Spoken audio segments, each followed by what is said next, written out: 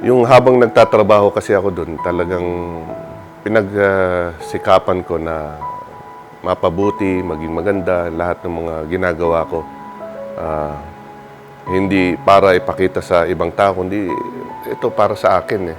Dahil kung ano man yung mararating ko, dahil yung mararating ko dahil sa akin. May mga, siyempre may mga instance na may magda-down sa'yo. So, ang nangyari, focus lang tayo ron. Hindi ako sumasabay dun sa mga ganon. At ito nga, unti-unting gumaganda yung trabaho ko. Yung isang empleyado na ang alam may computer lang na Atari. Ngayon, medyo marami nang nalalaman kahit papano.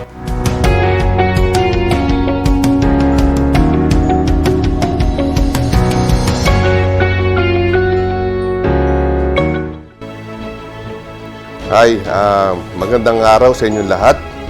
Ako si Enrique Piging, mas kilala sa pangalang Ricky Piging, na naninirahan ngayon dito sa Saudi Arabia, sa Al-Khobar, kasama ng aking pamilya, aking mapagmahal na asawa, si Ditas Piging, at aking mga anak na narito ngayon, si Yuri, si Lian, at si Sophia.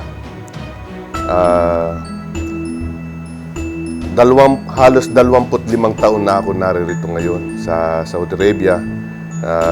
Nagtatrabaho bilang contracts and office manager sa isang company. At nagsimula ako rito noong taong 1997.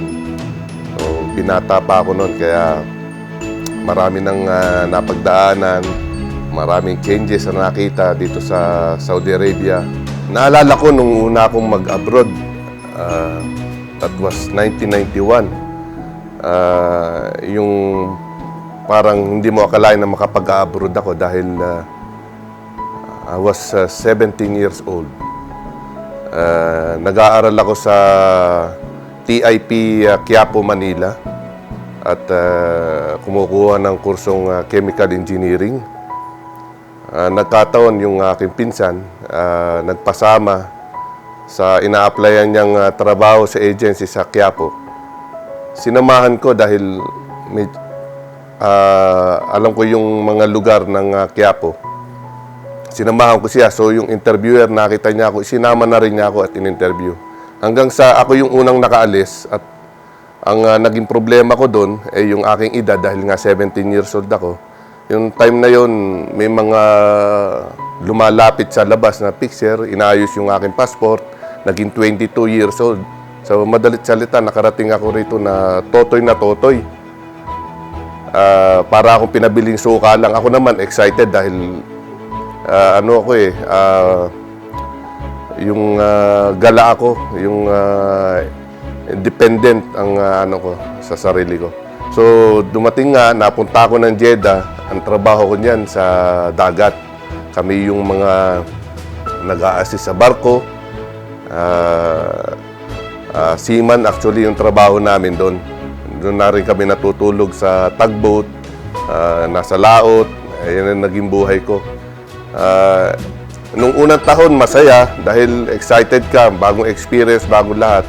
But after ng 1 year, doon ko na-feel na yung pag-aaral pala talagang kailangan sa buhay ng isang tao. Dahil nung time na yon, hindi rin ako makaangat dahil pinakang mababang posisyon ng napasukan ko. Kaya na-challenge ako, tinapos ko yung kontrata ko ng 2 taon. Pag-uwi ko, nag-aral uli ako, bumalik ako sa University of Rizal System. Ayan, doon ako nagtuloy. Kumuha ako ng kurso ng refrigeration and technology sa under ng 3 years engineering. Doon na nagtuloy-tuloy, pero habang nag-aaral ako, nami-miss ko yung trabahong abroad. So habang nag-aaral ako, nag-apply pa rin ako. hanggang sa dumating yung punto na nakatapos na ako ng kurso sa URS. Biglang tumawag yung isang agency. Sabi niya, meron kang ano dito, schedule for interview. May employer narito ngayon. So, ako naman, gargar din. Mahilig din yung mga salayas. So, pumunta ako doon. Parang ano lang ba, makita kung ano yun. Na-interview ko, nag-apply ako ng refrigeration and air conditioning technician or HVAC technician. Ang nangyari, nakita ko ng employer, maputi, matangkad. Sabi niya sa akin, hindi ka bagay pang field, bagay sa'yo sa opisina ka. Marunong ka ba mag-computer? Sabi ko, yes po. Yes, I understand computer. Kasi yung time na yun, medyo Tagalog na, yung English natin, barok eh. Kaya sabi ko, marunong ako. Pero ang ginagayong kong computer, yung Atari. Kasi yun ang Atari yung tawag sa nung araw, Atari. Computer yan. So pumayag ako na ipasok ako sa office clerk. Dahil nga yung employer, sabi niya, hindi ka bagay sa labas. Sa madalit salita na naselect ako bilang office clerk. At ito nga yung Isam Cabane and Partners. Pagka-graduate ko ng kurso ko sa URS, nung September, nakaalis ako at nakarating nga ako rito sa Isam Cabane bilang office clerk, 1997. Yun na nga, nung magkaroon kami ng pag-uusap nung office manager, sinalis niya ako dahil nga hindi nga ako marunong sa trabaho ng pang-opisina. At humingi naman ako ng paumanin at sabi ko nga, bigyan mo ako ng pagkakataon sa loob ng 3 buwan, babalik ako at haharap siya, sabihin ko sa'yo, kayang-kaya ko na yung trabaho na to.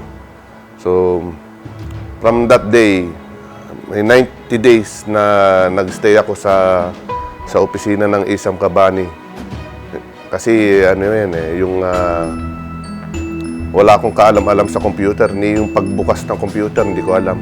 So, ang ginawa ko dyan, kasi ang maganda lang doon sa computer na nung araw, nung 1997 na nahawakan ko, pag binubuksan mo siya, meron siyang tip of the day, yung mga easy operation. So, sinusulat ko lahat yan. Every day, sinusulat ko. Minsan, pinapatay ko yung computer para lang, at tapos bubuksan ko ulit, para lang makakuha ng tip of the day. Talagang kailangan ko yun dahil gusto kong matuto, gusto kong mapag-aralan yung trabaho na binigay sa akin. At nag-stay ako hanggang alas 11 ng gabi, hanggang alas 12 ng gabi. Kahit weekend, nagtatrabaho ko ng walang bayad, walang OT. Humingi pa ako sa kanila ng at least yung pang-transportation man lang, makapasok man lang sa opisina. Tsinaga ako para gusto kong patunayan dun sa nag-challenge sa akin na kaya kong gawin. Kasi alam ko naman yung sarili ko na past learner din naman ako, kaya sa tingin ko kaya kong gawin talaga. So, ang ginawa ko, meron ako isang notebook. Nung matapos ko yung 3 months, puno yun, yung mga notes na yun. Talagang pinanghawakan ko yun, may mga libro akong binasa, may mga sa dumating yung time na natapos yung 3 months, bumalik ako sa opisina nung office manager. At ang sinabi ko sa kanya, ready na ako. Pwede mo na akong testingin para malaman mo kung ano talaga yung aking So, ang ginawa niya, hindi niya ako tines, kundi binigay niya ako sa department na medyo challenging, yung estimation department. Dahil tinanong niya ako, marunong ka bang magbilang, ganun. Sabi ko, favorite ko yung actually number eh. Dahil yan yung parang dyan ako bihasa ba sa numero. Parang madali para sa akin ng mga numero. So, tinanggap ko yung estimation. nagustuhan ako nung department manager ng estimation. Kasama na niya ako everyday. Gumagawa na rin ako ng construction schedule. Gumagawa ako ng iba't ibang klase ng gustong-gusto ko yung mga bagong knowledge ba na natutunan mo sa pang-araw-araw mo. Kaya ako, challenge ko yung sarili ko na pag kami bago, hindi ko sinusukuan. Talagang pinipilit kong alamin at maging yung bihasa sa mga ganung bagay. Doon unti-unting nakikilala ako nung nag-interview sa akin. Sabi niya, nung after 6 months, bumalik sa akin yung nag-interview, sabi sa akin, I know you something, I know there's something in you. Kaya, I feel you. Go ahead. Binigyan niya ako ng mga gandang words para ba ma-motivate, mas ma-motivate ako. Kasi yung time na yun, ang sweldo ko lang 900 plus 3. Sa isang kabali, nag-umpisa ako 900 plus 3. Isipin mo yun. Pero nung maka 1 year ako, ayan na, nadagdagan ako ng 200. Ayan. Hanggang sa naunti-unti, nakatapos ako ng 2 years. Yung habang nagtatrabaho kasi ako dun, talagang pinagsikapan ko na mapabuti, maging maganda, lahat ng mga ginagawa ko. Hindi para ipakita sa ibang tao, kundi ito para sa akin eh. Dahil kung ano man yung mararating ko, dahil yung mararating ko dahil sa akin. Siyempre may mga instance na may magda-down sa'yo. So, ang nangyari, focus lang tayo ron. Hindi ako sumasabay dun sa mga ganon. At ito nga, unti-unting gumaganda yung trabaho ko. Yung isang empleyado na ang alam may computer lang na Atari. Ngayon, medyo marami nang nalalaman kahit papano. Hanggang sa nag-aral na rin ako ng MicroCAD. Yan, yung AutoCAD. Pinasok ko na rin yan. At nag-aral na rin ako ng Primavera. Pinasok ko na yan dahil kailangan sa trabaho, wala namang ibang gagawa sa amin, kundi ako lang din. So, yung mga ganyang experience, pinasok ko talaga yan. Kasi yung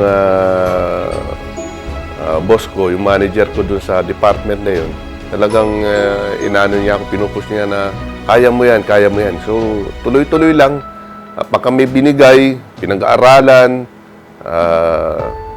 pinapasok ko, pero sinisigurado ko na hindi naman yung masasayang yung kanilang binibigay na oras sa akin. Kaya tinatanggap ko at tinideliver natin ng maayos.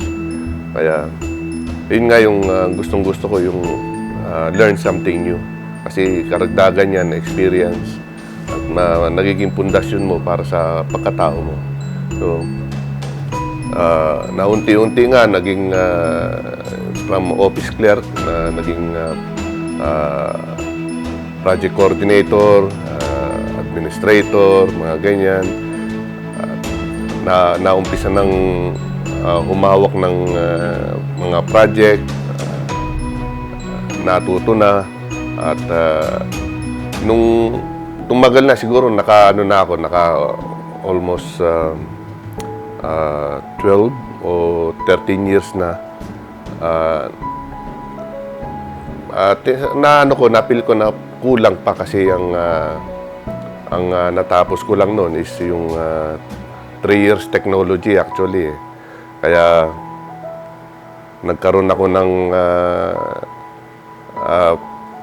agam sa sarili ko, hanggang dito na lang ba ako? Ito na ba yung aking ang pinakang height, ang pinakang peak ng aking career. Kaya minsan pag nakikita ko yung mga anak ko, I want my kids na ma-motivate through me. Makita nila na yung pag-aaral talagang kailangan natin sa buhay para umangat tayo. May nakuha kong program. Dalawa yun eh. Yung isa sa Asian Institute sa Makati, tapos yung isa sa University of Makati. So, nakipag-usap ako doon na ang nag-fit doon sa schedule ko sa University of Makati. Naka-online ako ng every month, tapos quarterly kailangan ko umuwi. So, ang nangyari noon, from 2014, 15, tapos 16 natapos eh. Every quarter. So, 5 times ako umuwi sa Pilipinas para lang maka-attend ng yung quarterly examination. Tapos, parang part na rin ng interview, ma-meet yung mga kaklase. Ako yung pinakamatanda. So, nangyayari yun nga, nagkakaroon ako doon ng parang nagbabalik tanaw ba dahil naalala ko yung mga, siyempre, yung una nating pag-aaral nung I'm proud na tinuloy ko yung pinus ko yung aking pag-aaral. So, masakit din para sa amin, mahirap para sa amin, lalo na ako, pamilyadong tao, yung mga anak ko, nandito kasama ko, gumagastos. Kasi dahil yung sa ticket pa lang, every quarter, o 5 times ako uuwi, sabihin mo lang 2.5 per ang laki na yung binabayad ko sa ticket pa lang. Siyempre, pagdating mo doon, hindi naman pwedeng hindi ka gagastos. Yung mga challenges na hinarap ko niyan eh. Sa financially, tapos siyempre dito may iwan yung family ko sa Saudi Arabia. Kaya talagang pinagtulungan namin mag-asawa na dahil yung asawa ko naman talagang suportado ako sa gusto kong mangyari. Kaya yung mga anak ko, siya yung nag-alaga dito habang ako umuwi every quarter.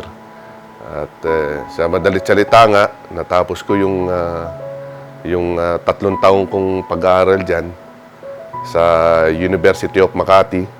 Katulad nga nung nasabi ko, talagang gusto ko ipakita sa mga anak ko na ang pag-aaral talaga doon ako na-motivate na tapusin yung course ko na Bachelor of Science and Business Administration.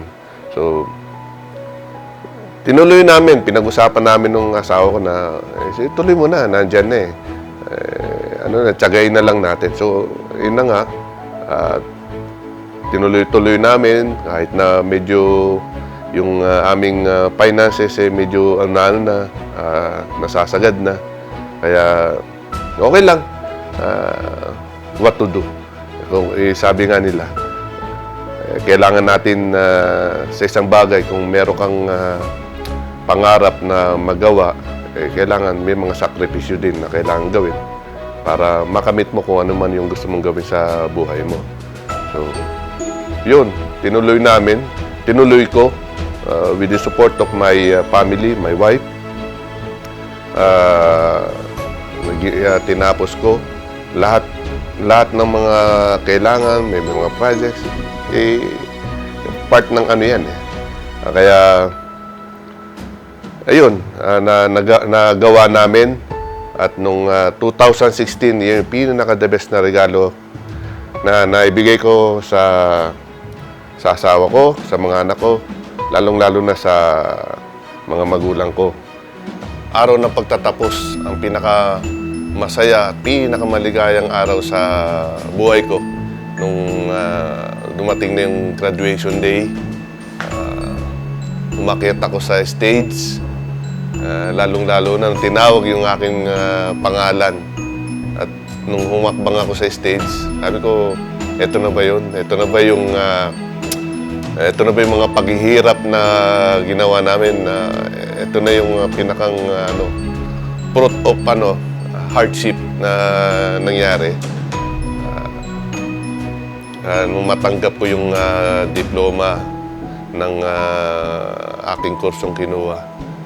Napaka iba ang feeling hindi mo ma-explain na nagawa mo yung ganitong bagay kahit na yung may pamilya ka na, may ginagawa ka na sa abroad ka, lahat. Maraming sakripisyo na ginawa namin at yet natapos at ito na.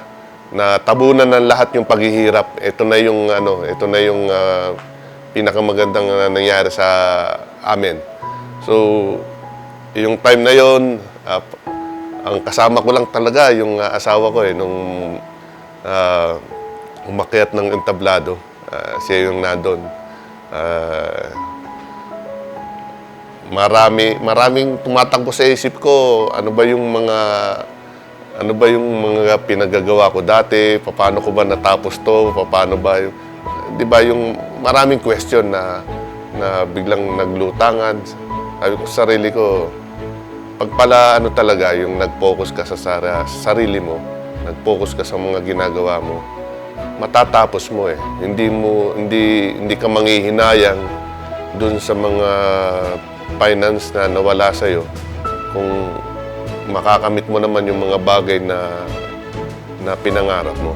Talagang kailangan mo talaga magtiyaga, kailangan mo lahat ng paghihirap, pagdaanan mo para makamit mo kung anong gusto mong marating sa buhay.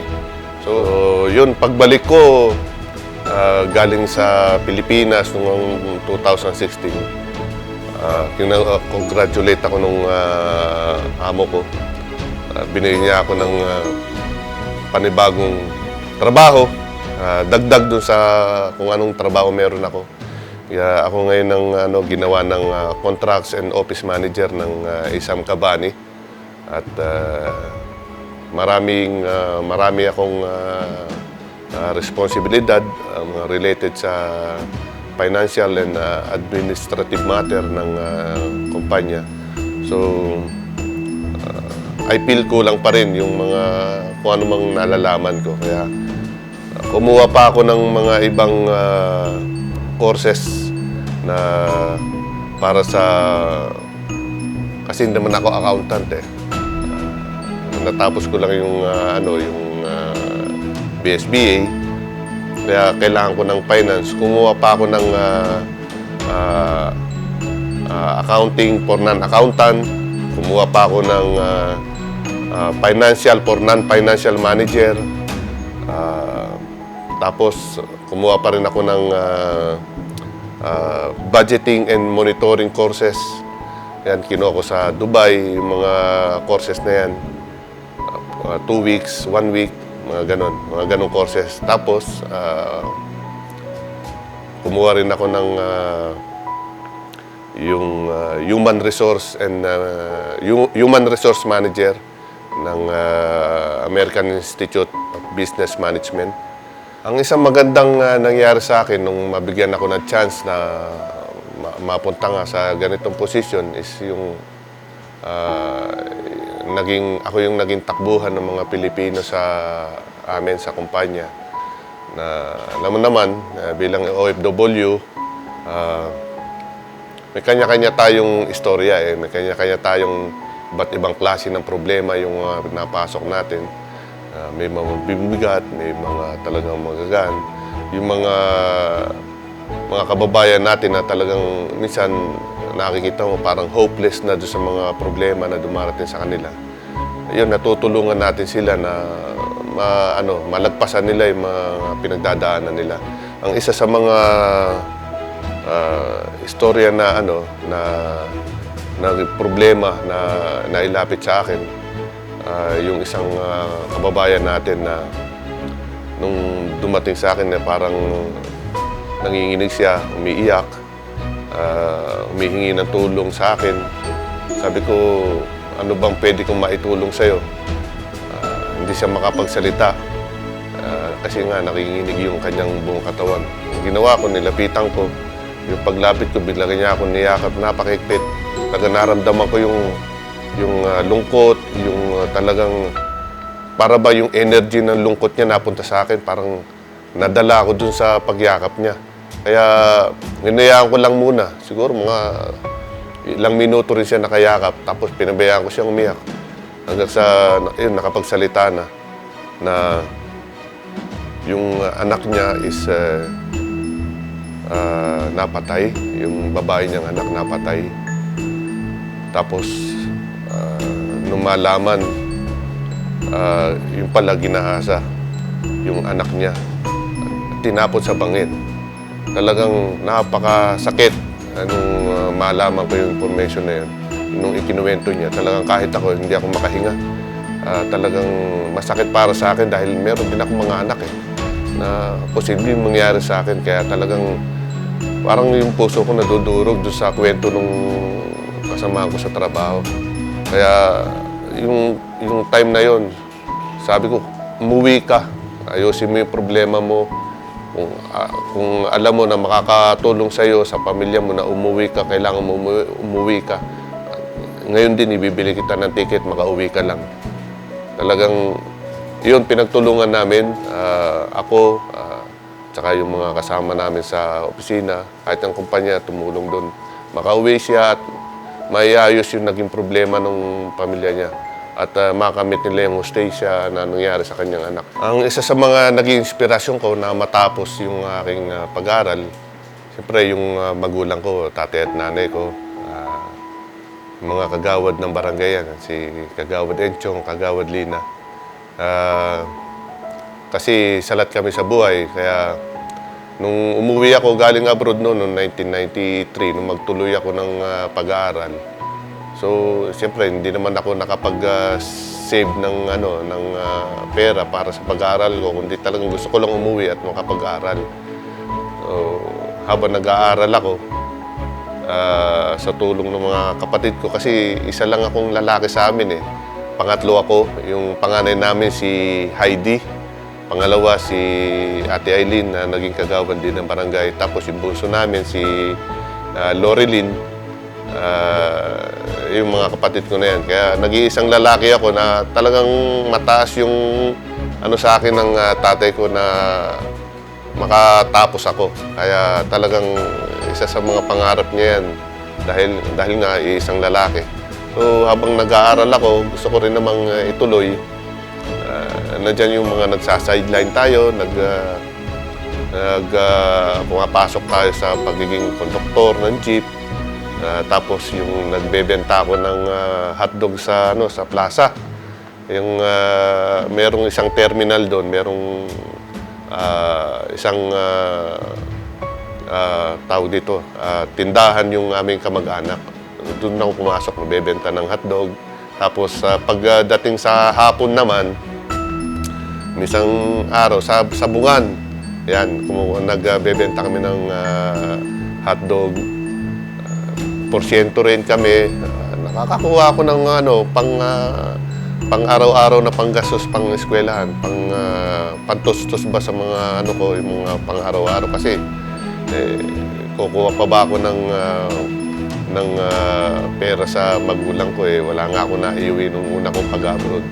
So yun, talagang sikapan ko na matapos yun yung aking 3 years course na yun. At sa tulong nga ng nanay at tatay ko, ayan, nagsama-sama kami.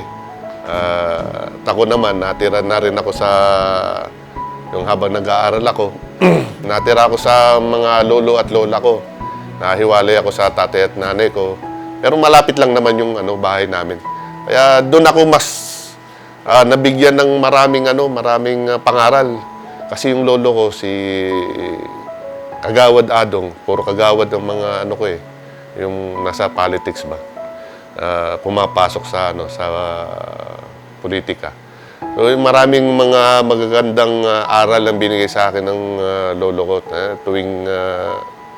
Tuwing hapon na nag-uusap kami, talagang puro pangaral yan. Ako naman, tanggap ng tanggap kasi lahat naman sinasabi niya magaganda Wala namang pangit sa sinasabi sa amin. Tsaka kung ano yung binibigay sa akin ng mga salita, yun, nilalagay ko sa sa puso't isip ko. Time na binata pa ako noon, kasi kami, pamilya ng mga OFW dahil nga sa kahirapan, talagang lahat kami nagpursige na makapag-abroad lahat. Yung panganay namin nasa Italy, tagal na rin yun doon, si Ate Heidi. Doon siya napunta kasama ng mga pinsan ko, tiyahin, tiyuhin. Nandun sila lahat. Tapos ako naman dito. Tapos yung sinundan ko, napunta naman sa Hong Kong, doon naman siya napunta.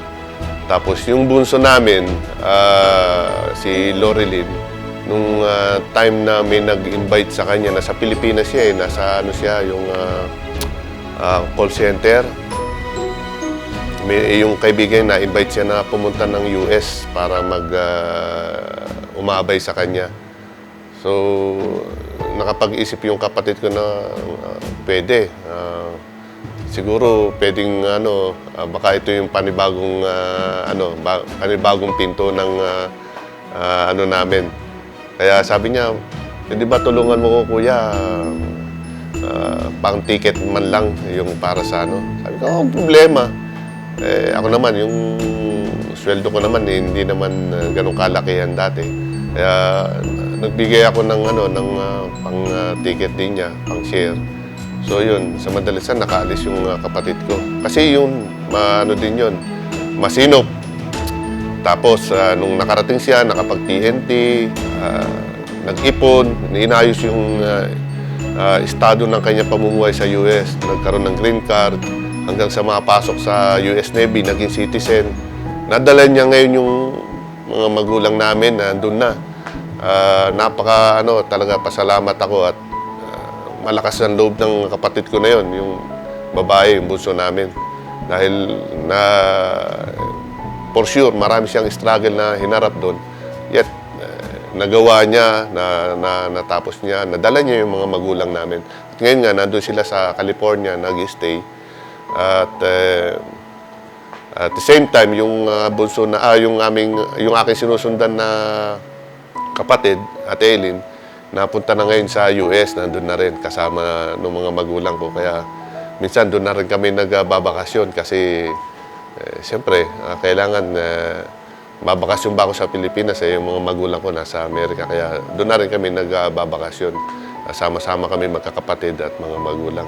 Kaya malaking pasasalamat yung pagiging OFW ko. Maraming duktong-duktong. Sa naging makabuluhan yung aking pagiging OFW. Maraming siguro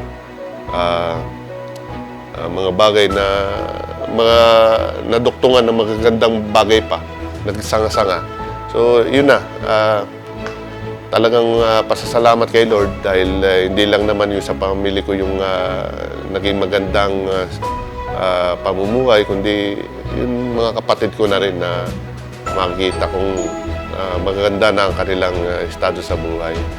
Bilang kapalit sa magagandang bagay na nangyari sa akin, sa pamilya namin, at magbigay ng serbisyo sa ating komunidad, pumasok ako bilang School Governing Board ng International Philippine School in Alcobar, bilang chairman ng Human Resource, dahil naniniwala ako na marami akong mai-share na experience ko sa kumpanya na dalhin sa IPSA. At yun naman ay nakita na sa loob ng 3 taon at ngayon nga mag-aapat na i-deliver natin ng maganda at maayos yung programa na gusto nating gawin sa school na yan. Pangalawa, ako po ay isang lifetime member ng Knights of Rizal na nagtataguyod ng magagandang aral ni Dr. Jose P. Rizal na pinagpapatuloy natin yung mga nasimulan ng ating national hero. Pangatlo, ngayon po ako ang kasalukuyang Pangulo ng mga OFW ng Tanayans. Ito po ay isang samahan sa aming bayan, ang Tanayans OFW International, na may iba't ibang chapter sa buong mundo. Meron kaming 25 chapter na kami ay nagtutulong-tulong upang mabigyan ng sabihin na natin na tulong yung mga kababayan namin na sa bayan ng Tanay yung mga nangangailangan ng bukod doon sa mga tulong na binibigay ng gobyerno, meron din kaming na ibibigay sa kanila. So yun, ito yung mga naging parang ano ko sa sa bilang pasasalamat sa mga gandang bagay na nangyari sa amin, na nagsiserve ako sa community para may bahagi yung aking mga kung ano man yung aking nararating. Yun. With all achievement that I have, masaya ako na alam ko na pag lumalabas ng pinto ng bahay namin, yung mga anak ko, masasabi nilang anak ako ni Ricky Piging. At ganun din yung asawa ko pag lalabas. Asawa ko ni Ricky Piging. So, yan yung isa sa kumbaga sa best feelings na makukuha natin. Parang ano na yan yung pinaka-token na sa mga nangyayari sa'yo. Yung maging masaya yung pamilya mo sa'yo. At ganun din naman ako. Na masaya ako dahil masaya sila sa akin. At nawa ay patuloy na maging maganda yung mga nangyayaring bagay sa atin. Hindi lang sa amin, kundi para sa lahat. Sa mga mag-aaral ngayon, yung mga estudyante natin, mga anak ko, mga anak ninyo, mga anak natin, mga OFW, lahat na. Yung At yung mga tatay na nagnanais na makatapos ng kanilang pag-aaral, i-push nyo na tapusin. Napakaganda na matapos natin ng edukasyon. Edukasyon na isang pinakamahalaga talaga. Siguro yung pinagdaanan ko na yan, yung pag-aaral na yan, para matapos ko yan. Maraming struggle na nangyari, maraming sakripisyo na ginawa ng pamilya, ako, mga sino-sino pa. So, napakahalaga ng edukasyon. Matapos natin ang edukasyon kasi nung matapos ko yung kurso na yan, nagkaroon ako ng mga gandang bagay. Doon na nag-umpisa yung talagang, although kumikita ako, pero hindi naman talaga yung talagang katulad yung mga after education ko talagang nagsunod-sunod na yan. Binigyan ako ng break talaga after nung matapos ko yung aking education. Kaya pasasalamat ako at natapos. Kaya dun sa mga mag-aaral natin, ilagay nyo sa isip ninyo kung nahihirapan kayo, temporary lang yan. Talagang walang madali sa una. Talagang maghihirap kayo at pag iyan natapos, nag-umpisa na kayo at nagagawa nyo na, madali na para sa bawat isa. Kasi habang tumutungtong ka ng steps, mas mapapadali mo na yung mga susunod na hakbang. Kaya talagang sa una lang, huwag kayong susuko. Keep believing on yourself na kaya nyong gawin. Talagang kung meron kayong dream sa sarili nyo, hawakan nyo yung pangarap nyo dahil walang magbibigay ng pangarap sa inyo kundi kayo lang. Yung pangarap nyo, panghawakan nyo, kailangan nyong gawin dahil walang ibang gagawa niya kundi kayo lang. At kung ano man yung mararating ninyo at kung ano man yung darating sa inyo, yun dahil yun ay sa paghihirap ninyo, hindi sa paghihirap ng iba. And you will be proud of yourself na pag natapos nyo at nakakamtan nyo na yung mga magagandang bagay, masasabi mo sa sarili mo na ganun pala yun. Masarap pala ang feeling pagka mga ganyan. Kaya yun, education is the best na para sa bawat isa. Kailangan nating tapusin kung ano man ang kurso na gusto nating tapusin, i-push nyo. Ako po si Ricky Piging. Ito ang aking istorya. Nawa po ay makakuha kayo ng inspirasyon at aral sa aking kwento ng aking buhay. Maraming salamat po sa inyo lahat.